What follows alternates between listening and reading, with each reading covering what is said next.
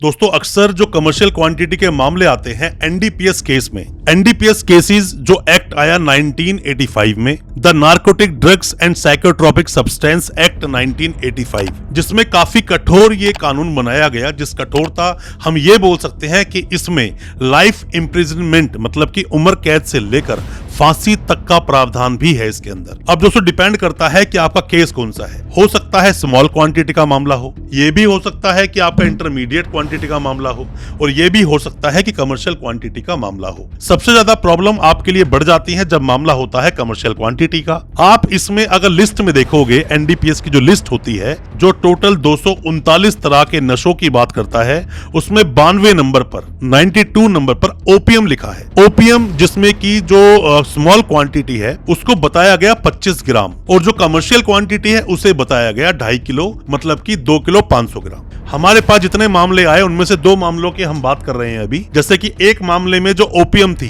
वो टोटल थी 6.5 किलो, और एक मामले में थी टोटल 9 किलो, मतलब कि अफीम एक जगह थी 9 किलो, एक जगह थी 6.5 किलो। एक जगह 2 से 3 लोगों को एक साथ पकड़ा गया और एक जगह सिर्फ एक ही व्यक्ति को पकड़ा गया। अब बात करते हैं कि ऐसे में बेल किस तरह से ली जाएगी या किस तरह से सामने वाले व्यक्ति को बाहर निकाला जाए। हो सकता है किसी का झूठे में नाम आ गया हो सकता है किसी पर फेक केस बना दिया गया हो, क्योंकि किसी भी केस को अंत तक पहुंचाकर ही निर्णय लिया जा सकता है कौन दोषी है और कौन बंदा निर्दोष है। तो ऐसे ही शुरू में नहीं बोला जा सकता। तो ज्यादा कुछ जानने के लिए कैसे आप बेल लेंगे ऐसे अफीम के मामलों में, इस तरह की जो ओपीएम में कमर्शियल क्वांटिटी में कोई अरेस्ट होता है, ज्यादा कुछ जानने के लिए बेल के 3 आधार क्या क्या है, दोस्तों बने रहिए हमारे इस वीडियो के साथ। नमस्कार दोस्तों, फिर एक बार स्वागत करता हूं आप सभी का अपने इस यूट्यूब चैनल पर, जिसका नाम है फाइट फॉर ट्रू, और मेरा नाम है वीरेंद्र वर्मा। जैसा आप सभी जानते हैं, हम इसी तरह की लीगल अवेयरनेस की वीडियोस आपके लेकर आते हैं और आपको बनाते हैं कानूनी जानकार। दोस्तों कमर्शियल क्वांटिटी का मामला डिपेंड करता है क्या मामला है। जैसे कि गांजा की बात करें तो यहाँ पर 150 किलो 190 किलो जैसे मामले भी हमने फाइट किए, हमने देखा उन केसेस में किस तरह से सामने वाले का नाम आया। ओपीएम का भी मामला आया जिसमें कि 9 किलो 10 किलो 12 किलो तक का मामला सामने आया। हेरोइन का मामला भी सामने आया जिसके अंदर के सामने वाले से 3.5 किलो भी मिली, 500 ग्राम भी मिली। पर पहले आपको यह जान लेना चाहिए कि आपका मामला कमर्शियल क्वांटिटी का है या फिर वो स्मॉल क्वांटिटी का है। कमर्शियल क्वांटिटी जैसा मैंने आपको बताया 2.5 किलो से ज्यादा का मामला अगर है तो यहाँ पर कमर्शियल क्वांटिटी का मामला बन जाता है। अब आप लोगों ने सवाल ये भी पूछे कि सर 3 लोगों के नाम है, पहला आदमी पकड़ा गया, उसके पास से टोटल मिली 6 किलो, उसने सामने वाले का नाम लिया कि मैंने इससे लिया था, उसको पकड़ा गया, और एक आदमी जिसको देने जा रहे थे उसको पकड़ा गया। तो सर 6 किलो तीनों में बांटोगे तो 2-2 किलो आएगी, तो ये तो कमर्शियल क्वांटिटी नहीं हुआ। दोस्तों ऐसा नहीं होता, जिसके पास से पकड़ा गया वो कमर्शियल क्वांटिटी वहीं से शुरू हो जाता है। 3 आधार क्या है बेल के, उसके बारे में आप जानिए। सबसे पहला आधार क्या बोलता है दोस्तों, पहली बात तो आप ये समझ लीजिए कि जब तक आप जज साहब को बिलीव नहीं दिला दोगे कि ये मामला आपसे लिंक नहीं है, या फिर इस केस में आपका डायरेक्ट तरीके से नाम नहीं है, या फिर इस केस में डायरेक्ट आपकी इन्वॉल्वमेंट नहीं है और आपका इस केस से कोई भी लेना देना नहीं है, आप निर्दोष हो, या फिर जज साहब को अगर ऐसा बिलीव हो जाता है, उन्हें लगता है कि इस इंसान के अगेंस्ट ज्यादा एविडेंसेस तो रिकॉर्ड पर है ही नहीं, तो ऐसे में बेल के ग्राउंड बन जाते हैं दोस्तों। क्योंकि एनडीपीएस जो केस है ये आम केसेस की तरह नहीं चलता, स्पेशल एक्ट है, स्पेशल जजेस हैं, स्पेशल कोर्ट्स हैं,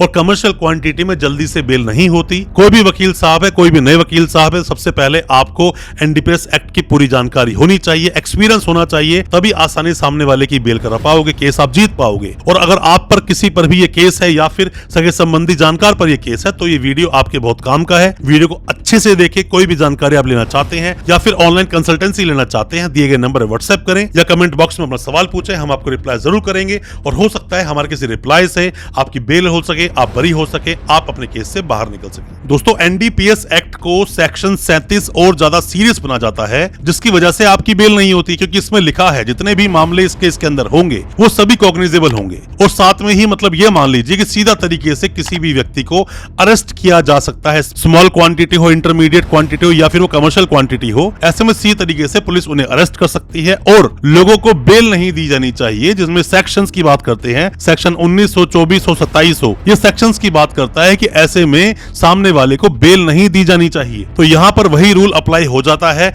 रीजन टू बिलीव, कि आप पर जज साहब बिलीव क्यों करें कि आपकी इस केस में इन्वॉल्व इन्वॉल्वमेंट नहीं है। आपको ये प्रूव करना पड़ेगा कि जो अफीम मेरे पास से बरामद हुई है वो मेरी नहीं है, या फिर मेरा इससे कोई लिंक नहीं है, या फिर मुझे झूठा फंसाया जा रहा है, या फिर ये मान लीजिए कि वहां पर स्टेट के पास इतने एविडेंसेस ही ना हो, और कोई एविडेंस अगर हो भी तो आप उसको ब्रेक कर सकते हैं, तो ही दोस्तों आपको बेल मिलेगी। इतनी आसानी से बेल आपको नहीं मिलेगी। अब हम बात करते हैं दूसरे आधार की, जिस आधार पर आप बेल ले सकते हो। दोस्तों होता क्या है, जब भी कोई भी एनडीपीएस मामला सामने आता है और जब किसी भी व्यक्ति की अरेस्टिंग होती है, तो जब भी अरेस्टिंग होती है तो कई तरह के लकूनास टूट जाते हैं, मतलब कमियां रहती हैं केस में। अगर आपके वकील साहब बहुत अच्छे से उसकी गहन तरीके से स्टडी करके केस को समझें और अपने क्लाइंट से लगातार बात करें तो बेल होने के चांस बन जाते हैं। कुछ उसमें से मैं आपको मुद्दे बता देता हूं, क्या क्या मुद्दे होते हैं। जैसे कि पहला तो है सेक्शन 50 का नोटिस, उसकी प्रॉपर कंप्लायंस हुई या नहीं, या फिर सेक्शन 42 जो सर्च की बात करता है उसको आप देखिए,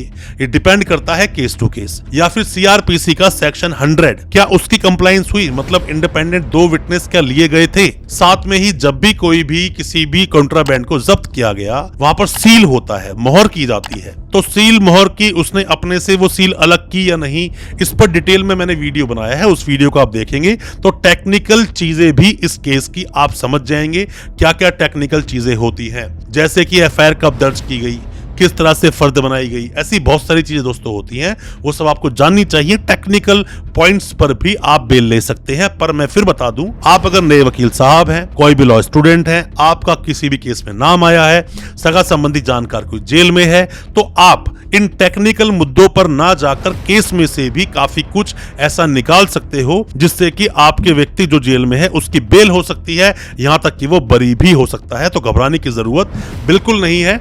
अगर आपका झूठे केस में नाम आया है तो आप उस केस से निकल भी जाएंगे, बेल भी होगी और आप बरी भी हो जाएंगे। अब दोस्तों बात करते हैं तीसरे आधार की। हालांकि तीसरा जो आधार बता रहा हूं उसमें 2 आधार हैं, मतलब कि टोटली 4 बन जाते हैं। पहला आधार तो दोस्तों ये कि आप कभी भी कोई भी सगा संबंधी जानकार कोई भी अगर जेल में है, या आप कोई केस फाइट कर रहे हैं कोई भी एनडीपीएस केस में, तो ऐसे में आपको करना क्या है कि सीधा तरीके से सबसे पहले तो इंटरिम बेल पर ध्यान दें। अगर सामने वाले की इंटरिम बेल हो जाती है, 2, 4, 5 बार सामने वाले को जेल से आप बाहर निकाल लेते हो, 10 दिन के लिए, हफ्ते दिन के लिए, 15 दिन के लिए वापस टाइमली सरेंडर कर देते हो, तो ये आपका एक ग्राउंड बन जाता है। क्योंकि अपने देश का कानून ये बोलता है कि सामने वाले को जेल में इसलिए रखा जाता है ताकि ट्रायल ठीक से चल सके और ऐसा ना हो कि बेल देने के बाद सामने वाला फरार हो जाए। और ज्यादातर एनडीपीएस के मामलों में यही होता है, इसीलिए जजेस बेल देने से बचते हैं, बेल नहीं देते हैं। और एक और जो मैंने आपको बताया आधार बताने की बात, चौथा आधार ये भी है कि जब भी आप बेल लगाएं, आपने बेल लगाई, सेशंस कोर्ट ज्यादातर बेल को डिसमिस करते हैं, तो डिसमिस होने की वजह से आपको बिल्कुल भी सोचना नहीं चाहिए, टेंशन में आप मत आइए। कमर्शियल क्वांटिटी में इतनी जल्दी बेल नहीं होती है। हाई कोर्ट जाइए, सुप्रीम कोर्ट जाइए जरूर। हो सकता है कि सुप्रीम कोर्ट आपको 3-4 बार जाना पड़ जाए, आपका पैसा भी काफी खर्च होगा, मेंटली भी आप डिस्टर्ब हो सकते हैं, पर आपको ये फाइट तो लड़नी पड़ेगी अगर सामने वाले को जेल से निकालना है, वरना उसे सालों साल जेल में रहना पड़ेगा। यह भी हो सकता है कि पूरा ट्रायल कंप्लीट होने के बाद ही सामने वाले की बेल हो, उससे पहले बेल ना हो।